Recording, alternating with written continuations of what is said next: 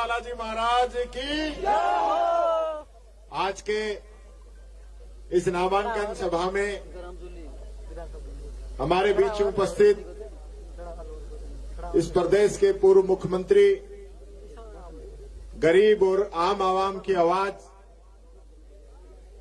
यशस्वी अशोक जी गहलोत साहब, हमारे बहुत ही डायनेमिक प्रदेश अध्यक्ष आदरणीय गोविंद सिंह जी डोटासरा साहब, हमारी एआईसीसी की सेक्रेटरी बहन पूनम पासवान जी, हमारे सांसद मुरारी लाल जी मीणा साहब, हमारे विधायक रफीक खान जी, डूंगरराम जी गेदर साहब, हमारे पूर्व मंत्री आदरणीय प्रमोद जैन भैया जी, बड़ी बहन ममता भूपेश जी, पूर्व विधायक हुडला साहब, रमेश खंडेलवाल जी, हमारे गजराज जी खटाना साहब, हमारे जिला अध्यक्ष जी, सभी मौजूद भाई डीसी बेरवा जी और सभी मौजूद मंच पर उपस्थित सभी सम्मानित नेतागण, रघु शर्मा जी जिन्होंने इतना शानदार उद्बोधन यहां पे दिया है। पंडित जी, सही बात कह दी आपने, बहुत अच्छी बात कही। और यहां उपस्थित सभी पूजा के योग बुजुर्गों, पूजा के योग मेरी माताएं बहनें, युवा शक्ति और पत्रकार बंधु, हाल तो यही है कि प्रदेश के अंदर ये लग ही नहीं रहा कि सरकार चल रही है। सरकार नाम की चीज तो कहीं नजर आती नहीं। जो भी काम आज की तारीख में चल रहे हैं वो हमारी पुरानी सरकार, कांग्रेस सरकार के समय में जो काम सैंक्शन थे, सारे काम वही चल रहे हैं। नया कोई काम मैं चैलेंज करता हूं यहां अगर इस सरकार ने शुरू किया।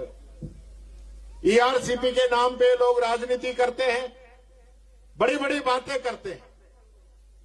ईआरसीपी की जरूरत दौसा के लोगों को भी है, 13 जिले हैं उसके अंदर।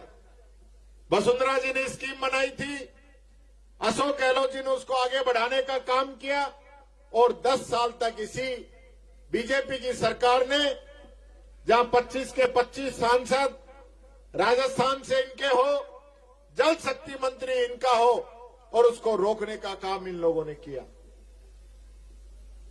और इन्होंने इसको नहीं शुरू किया तो आदरणीय अशोक गहलोत साहब ने राजस्थान सरकार के बजट से इस योजना का शुभारंभ किया। 13,000 करोड़ रुपए इसके मंजूर किए, इस सरदार नवनेरा बांध का निर्माण किया। आज जो मुख्यमंत्री हेलीकॉप्टर लेके जिस बांध का निरीक्षण कर रहे हैं ना, वो बांध हम लोगों ने बनाया है, ये मुख्यमंत्री जी को पता चलना चाहिए। वो जो हवाई बातें चल रही हैं, आज गरीब को किट मिलता था राशन का, वो इन लोगों ने बंद कर दिया। चिरंजीवी योजना का गला घोट दिया। बात तो बहुत बड़ी कर रहे हैं, लेकिन हालत इनकी है कि पेंशन तक नहीं दे पा रहे हैं, पेंशन नहीं दे पा रहे हैं, बेरोजगारी भत्ता नहीं, स्कॉलरशिप नहीं। प्रदेश के हालत क्या है? रोजाना 27 दलितों के साथ एट्रोसिटी के केस और 19 हमारी माताओं बहनों के साथ रेप बलात्कार की घटनाएं इस राजस्थान के अंदर हो रही है। अब बोलिए, नहीं सहेगा राजस्थान। अब बोलिए, ना बोलते क्यों नहीं हो? झूठ बोलना और जमीन में सोने का कोई आंकड़ा नहीं है भाई। आप लोगों ने देखा होगा, मैंने एक बात कही विधानसभा में, तुमने सुनी नरेगा वाली बात? मुख्यमंत्री जी, हमारे मुख्यमंत्री ये कह रहे हैं कि जब मैं नरेगा चली उस समय में सरपंच सार मैंने इतना काम किया कि लोग मेरे पास पूछते थे दूसरे सरपंच कि तुमने इतना काम कैसे कर दिया। तो मैंने कही, भला आदमी, जब नरेगा थी, जब तू सरपंच ना है तो तुझसे पहले रहे। इतनी झूठ बोलने वाले लोग, ऐसे लोग हैं ये। कल वहां रामगढ़ में गए कैंडिडेट का फार्म भरवाने। कैंडिडेट का नाम तो खुशवंत, और 3 बार जसवंत जसवंत जसवंत मंच पे करता है। जब पीछे वालों ने पर्ची दी तब बोला खुशवंत। बिना पर्ची के ये लोग चल नहीं सकते। कल रामगढ़ में एक बात कह के या दौसा में भी कही होगी कि कांग्रेस जो है भ्रष्टाचार की जननी है। मैं पूछता हूं मुख्यमंत्री जी से, अगर कांग्रेस भ्रष्टाचार की जननी है तो जिस पार्टी का राष्ट्रीय अध्यक्ष, भारतीय जनता पार्टी का राष्ट्रीय अध्यक्ष पैसे लेते हुए पकड़ा जाए तो तुम तो जननी के भी नानी दादी सब हो गई हो। दूसरों पे पत्थर फेंकने से पहले खुद का कांच का मकान भी आदमी को देख लेना चाहिए। मुख्यमंत्री जी नए नए बने हैं, जमीन पे पैर पड़ नहीं रहे हैं, बहुत ही ज्यादा जो है हवावाई मामला चल रहा है। और यहां जो हालत है, बाबा ने इस्तीफा दे दियो, मुख्यमंत्री अब उसको मंजूर करे कि नहीं करे, ये दोनों की सेटिंग चल रही है। दोनों मिले पड़े हैं, क्योंकि टिकट नहीं दे तो किरोड़ी बाबू को हटाने की साजिश रच दे।